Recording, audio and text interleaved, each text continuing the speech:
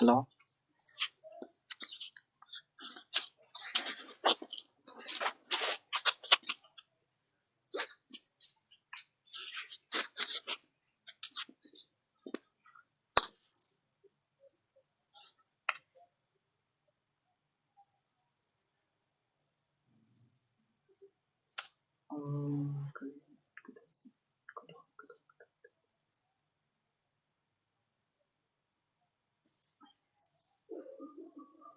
Good evening, ma'am.Asi ay tawag siya ano ni ko text Indian economy. Indian economy ke money tawag siya kasi Indian economy. Indian economy kaisa economy.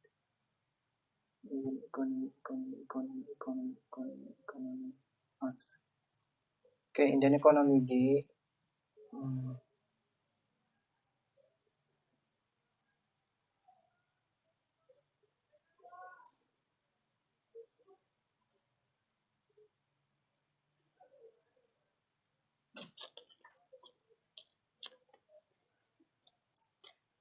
money.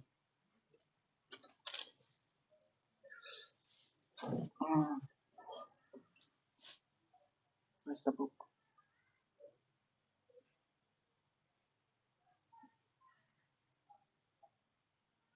Okay. Indian economy ke ngasi money market tawag siya ko money market natin money tawag siya money da koina husik tawag siya money se haurakpagi basic tagi hauraga koigi money ki type haitare ko money ki type sida cryptocurrency fawgi ko aigi aina ngasi taktoise ayamana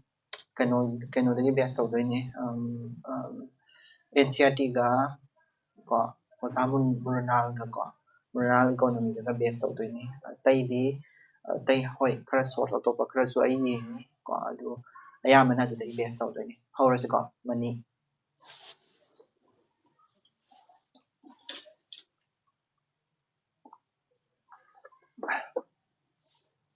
money se hautriŋai da iha hamada history da koigi money se haurakpagi se ko money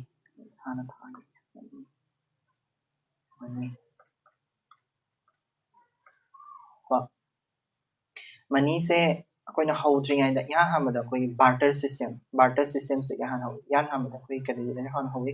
barter system se maya ai haidra su khangamani barter system se da di koigi kai haini misak ani changani ko misak ani changani barter system se tawge haragadi misak ani changani aduga apamba ani musu sangani ko aina pamdragadi nangna pamaga su yadi barter system se di aina komla ma leire ko ai sing pame ba aduga masigi sidaista ai komla ma leire ko komla orange ma leire ko orange ma leire amaduna rice leire ko aina orange pame ko another sina sigi no pasina rice pame ba aduga aina sorry mana orange pame ko magi one se orange oiba aduga aina kari pamba rice pamni ko ma aigi pamba sina adudang da khatang aidi exchange tongna ba yadini ba pot aidi orange ka rice ka se barter system dani apamba haiba pochima aidi coincide tawdaba yade aduga aina ma kaigumba rice pamda taragadi mana orange pamne haraga so rice aina pamda taragadi ba barter system da tawroidini ko aduduna NCERT ki definition am khak iramge NCERT ki definition da harise karino haragadi exchange of commodities with the mediation of money ko without haigedabani no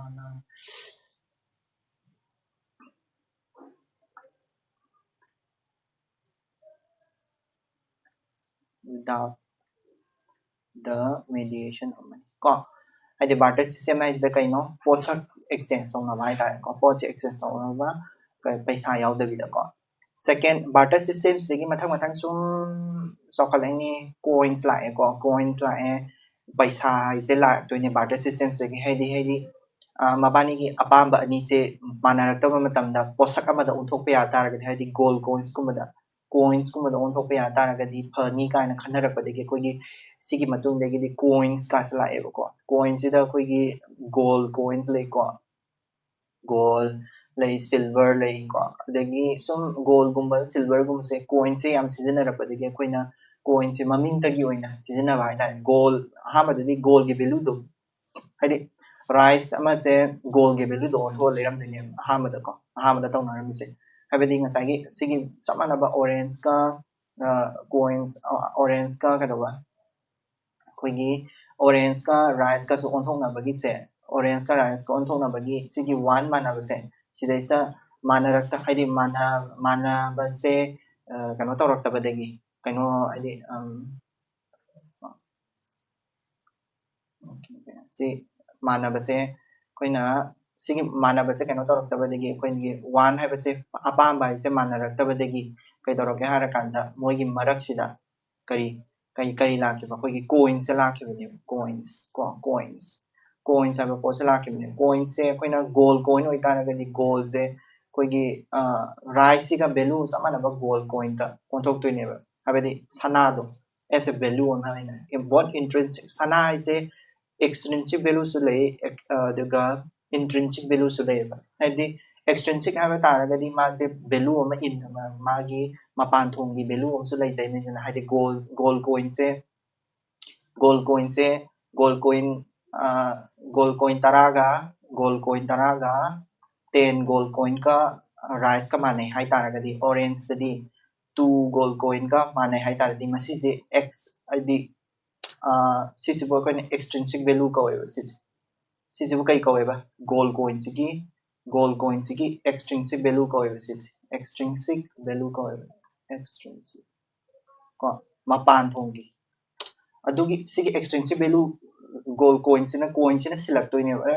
adu taragadi ai orange kari adu taragadi rice ka orange ka hana onaram base once haidi one haibase ai rice ti pam deba dubu gold coin on tho hedi mona ba yan bindana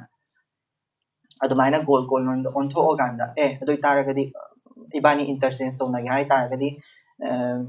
gold coin on thok toine ba habadi kaino orange se kaya on tho ani orange adu taragadi sida 5 orange la ani 5 orange la ani 5 orange se kai da hana change torani koigi 10 gold coins ta hana change torani 10 gold coins sina kari ga manarani ngasai aduduna kadorani rice on rice gyan tare ko aduna gold coin 10 gold coins degi 10 gold coins sina kari da haidi ai apam pam da difference ama leiram badu mana change tokre ado gold coin se masana extrinsic value su lei sei aduga intrinsic value su lei sei habedi gold se koina sisi gold se melt toraga kadoe melt toraga koina sana rom da sa ba yai dana ko hadi mai masa melt toraga koigi masi se money rom da thok ba yai dana ko aduna sigi money rom da thok ba ya ba sigu koina sisibu melt toraga to bu koina intrinsic value ko intrinsic ko intrinsic value lei sumain tawdana gold coin sina mahut chinba hore barter system dagi akoina coin se mathang lae coin sida akoigi gold coin silame mathang da silver sile sum season aba yamalakpadagi akoigi gold je leiraktre gold coin ang ata sal taragadi yararoi aduduna intrinsic value se lokthokre intrinsic value leitaba photo ina habadi koigi copper gi mahona copper sidi intrinsic value se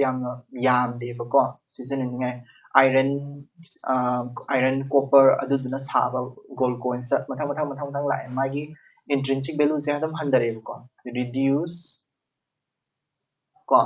intrinsic value ko aduduga kaidore magi extrinsic value sigi intrinsic value sidi dum leisaba masana dum aduga intrinsic value sidi dum handara kreba gold coin silver copper haidi population yamak pai matungina haidi paisa haidi season adabadi yarak dredana ko aduduna last di kaino paper money se lakhibani last di kai lakhiba paper money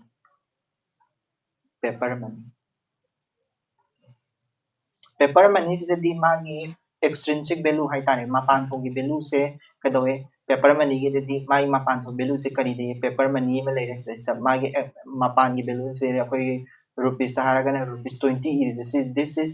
मागी extrinsic value होइदुनी से extrinsic value होइदुनी को extrinsic value aduga extrinsic value sidi 20 rupees sidi adum leidoini natra habidi kanoge paper money sigi magi extrinsic value sidi ha piece of paper ni ko piece of paper ni extrinsic value se automatic leite habidi yaro piece of paper do kari mai samada sijana bi ai ko piece of paper mai samada sijana bi ai ko aduduna kaidoge hara kan magi extrinsic value sidi adum leng da bita lay intrinsic value sidi sum handare last da extrinsic value se lay tabaga chamana khale ko so paper money la second thing na kari paper money la ki bagi wari duni ko aina sidi ngasai de lere ngasai gi extrinsic value sidi adum lehen ba duga intrinsic value sidi sum handalak ba kari gino handare ise mi yam khalak ba gold coin masing yam sijana ba ngamak ba adagi coins yamna darkar lerakpa money yam darkar lerakpa ko aduduna kadore paper money yan hamada kari lae paper money se lae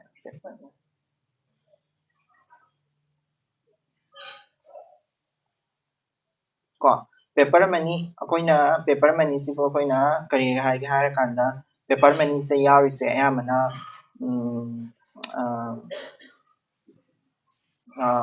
hoi kano se lae paper money is this is also one of the koigi kai haini koigi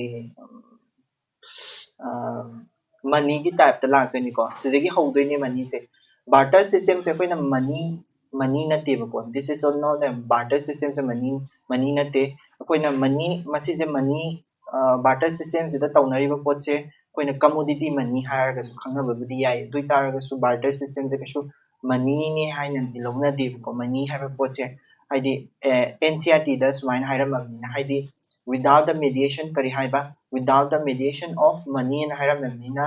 without the mediation of money and hairam na money na table barter system se ka shuka paper money degi horok to ni ko paper money degi coins degi horok e hair so coins this is coins degi money se horok to ni starting of the coins degi horok to ni starting of money ko money se sidai horok to ni ko ado coins ki kaina darkar ka shu leite ko koi coins ki kaina darkar ka shu leite just coins ki maram da tamningai ka shu leite ba paper money da jum jump tok sala ko paper money se koina koi gi paper money se ko koina token money har ga su khangai ko token ni ma se magi di hai di token money or koi gi token money or koi gi representative money har representative money or fiat money ko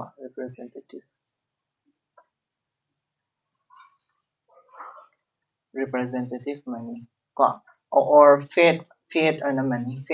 ana suhani ko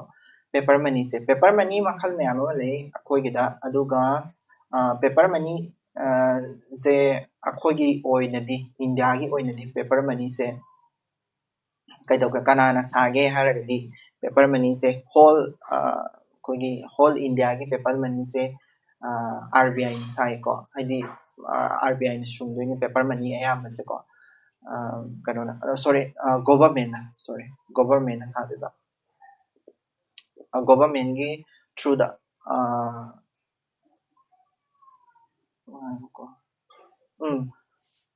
kanona sorry RBI na paper money se ayam na RBI na sabe ko RBI na RBI na RBI made paper money ado RBI kari through magi ek se through RBI Act RBI Act 1934 okay paper money se kedoba RBI gi kuthang dagi sarak toine ko RBI Act 1935 ado mana sabiba je paper money se currency ko currency koi gi currency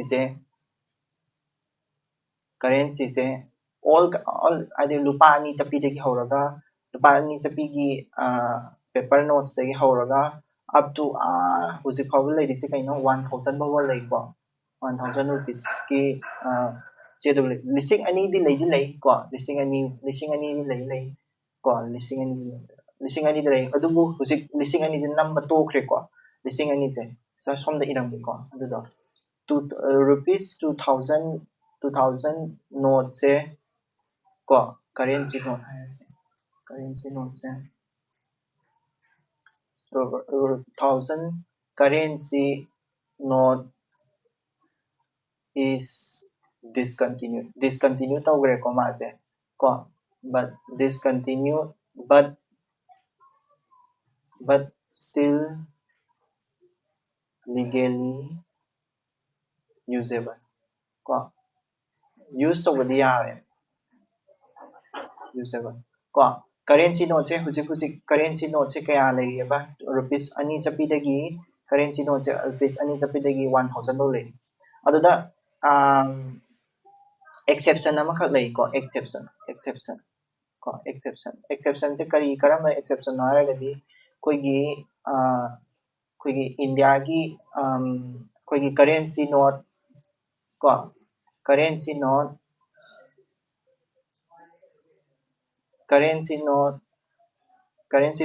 lupa chapi ma lebedo lupa chapi gi currency note leitra adudi kanana print taw yar kana is ko printed by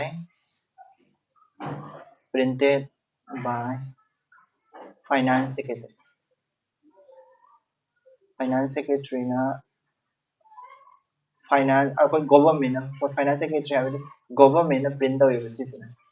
ko RBI na print taw de ko currency note lupa ama sidi RBI na print taw de ko atai di loinamak mana print taw yeba aduduna sise aidi moisibu akoina kadawge harakana moise so they are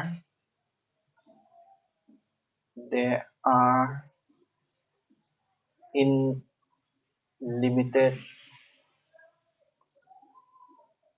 legal tender ko limited legal tender habadi kaino harakanda anytime they can be withdrawn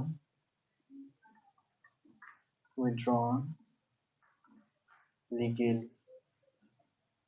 ko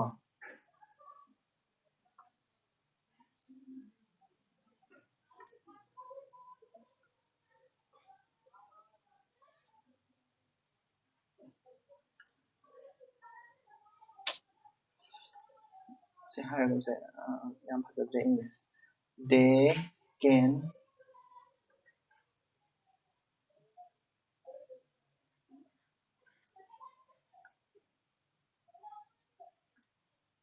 unusable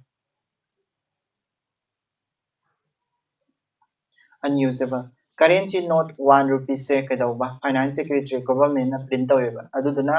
RBI na print taw RBI gi ek matung inadi print taw boy taragadi moise phagadaba ado moididi currency note rupees 1 sidi finance secretary government na print tawe moigi ek sina karino haragadi moigi ek sina coinage ek ko coinage ek haiba ko coinage ek coinage ek se kram kana pass tawge 2011 gi coinage ek ke matung ina government na kadawe currency paper money gi ni mosi se kano gi su lakhini ngai ko currency note ki oinadi koi gi lupa ama chapi se koi gi coinage ek 2011 gi matung ina government na sai ko aduga atopa currency note koi gi paper money hai tare ko lupa ani dagi na chama chapi sorry lising ama chapi bau sidi kanana sai RBI na sai ko RBI Act 1934 gi matung ina aduga lupa lising ani chapi se husik saba tokre adudubu husik legally use tawbudi yana re legally use tawba yabe haidi kaino legal tender lay haba ko legal tender do legally usable haidi legal tender lay haba ko aduga edi masi se limited oy habesina limited legal tender oy habesina ma se unusable ꯑꯣꯏꯔꯛꯄ ꯌꯥꯏꯕ anytime ꯀꯣ anytime unusable ꯁꯔꯀꯥꯔꯅ ꯆꯠꯅꯗ꯭ꯔꯦꯅ ꯂꯥꯎꯊꯣꯔꯛꯄ ꯃꯇꯝꯗ anytime ꯑꯗꯨꯝ ꯂꯥꯎꯊꯣꯔꯛꯄ ꯃꯇꯝꯗ ꯌꯥꯏꯕ ꯑꯗꯨꯕꯨ RBI ꯒꯤꯗꯤ RBI is an independent body RBI ꯒꯤꯗꯤ ꯃꯥ ꯃꯁꯥ ꯃꯊꯟꯇꯅ ꯂꯥꯎꯊꯣꯛꯇ꯭ꯔꯒꯗꯤ ꯒꯣꯚꯔꯟꯃꯦꯟꯠꯅ ꯀꯩꯁꯨ ꯈꯨꯠ ꯊꯤꯡꯖꯤꯜꯂꯛꯄ ꯌꯥꯗꯦ ꯒꯣꯚꯔꯟꯃꯦꯟꯠꯒꯤꯗꯤ anytime ꯂꯥꯎꯊꯣꯔꯛꯄ ꯌꯥꯏꯗꯅꯀꯣ ꯒꯣꯚꯔꯟꯃꯦꯟꯠꯒꯤꯗꯤ ꯀꯅꯥꯅ ꯊꯤꯡꯅꯤꯡꯉꯥꯏ ꯂꯩꯇꯦ RBI ꯒꯤꯗꯤ ꯃꯣꯏꯗꯤ independent bodyꯅꯤ autonomous bodyꯅꯤ ꯑꯗꯨꯗꯨꯅ ꯃꯣꯏꯗꯤ unlimited legal tender ꯂꯩꯌꯦꯅ ꯂꯧꯅꯩꯌꯦꯕꯀꯣ ꯃꯣꯏꯗꯤ unlimited legal tender ꯂꯩꯌꯦꯅ ꯂꯧꯅꯩꯀꯣ सिबौदी यानीको पेपर मनी अयाम पेपर मनी टोकन मनी से कनाना हदि टोकन मनी नत्रग रिप्रेजेंटेटिव मनी से कनाना सायबा आरबीआई ना सायबा करम एक की मखादा आरबीआई एक 1934 करेंसी नोट से माना सारी कइनो रुपीस 2 दगिना 1000 फाबुदा लेबा करेंसी नोट अयाम पेपर मनी अयाम लोइनमक सायको lupa listing ani chapi je sarami tawadabu hujik sab tokre ko sab tokre hai taraga su hujik sik leiba lupa listing ani chapi je season ba yari bra haragadi yari ko karam thingjalakpa yai anytime thingjalakpa yai but tawadabu yamdi yari ko so paper money gi sida leire ado SSC gumba aduga kanugumba gi SSC gumba degi atotopa banking gi exam thaba mi gi currency note sida khara hena pasalu ko aide lupa ani chapida kari ka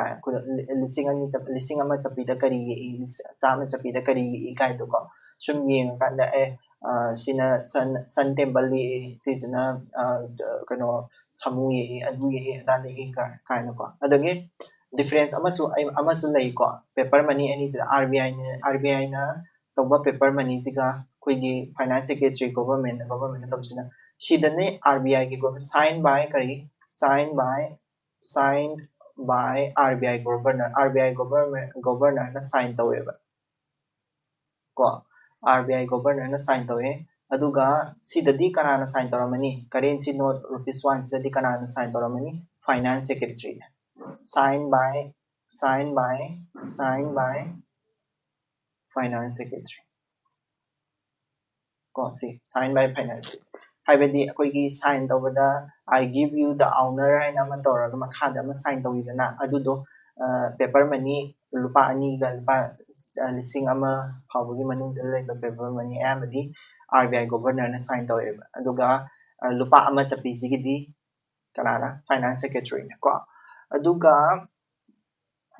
paper money लेरे से paper money aina habado paper money gi henjana pasan gi haragadi banking gi gumba SSC gumba gi thaba bi gi husiki hariba paper money da kari yi ko paper money se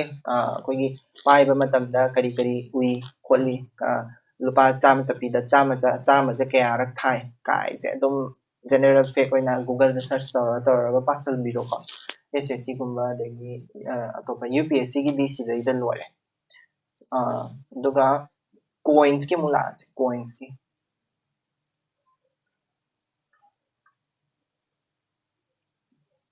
coins paper coins है तारे को coins की दी आया मना coins की दी government आया मत हुई को coins की से कोई any coin में आम मले कोई किधर चटनाबा coins है तारा कदी कोई किधर legal tender लेबा coins है तारा कदी कोई ना 50 पैसे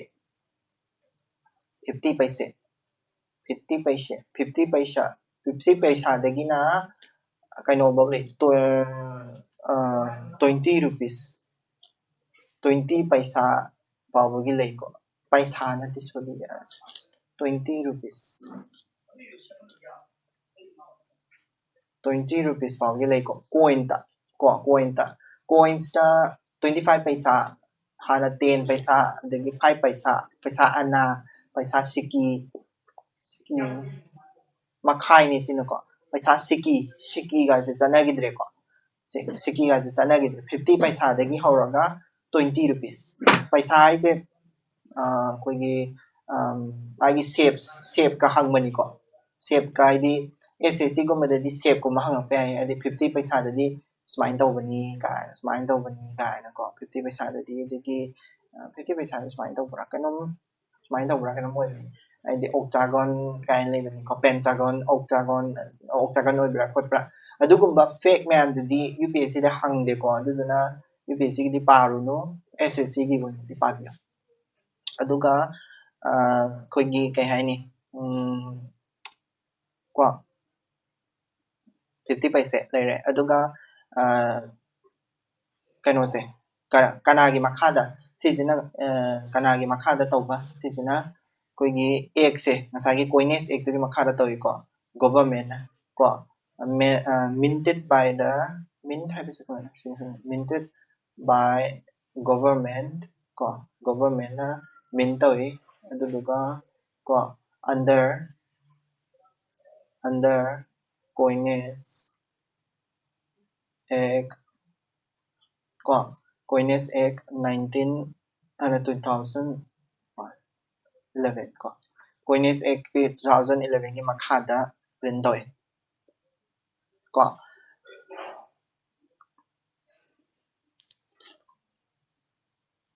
अदुदाइदा अई ngसाइगी लीगल टेंडर दो सिगी लीगल टेंडर से लीगल टेंडर लेब्रा लेतबरा हाबसे सिसे आइदि लीगल टेंडर से एनी टाइम लौथोपबुदी या दे का हाबसे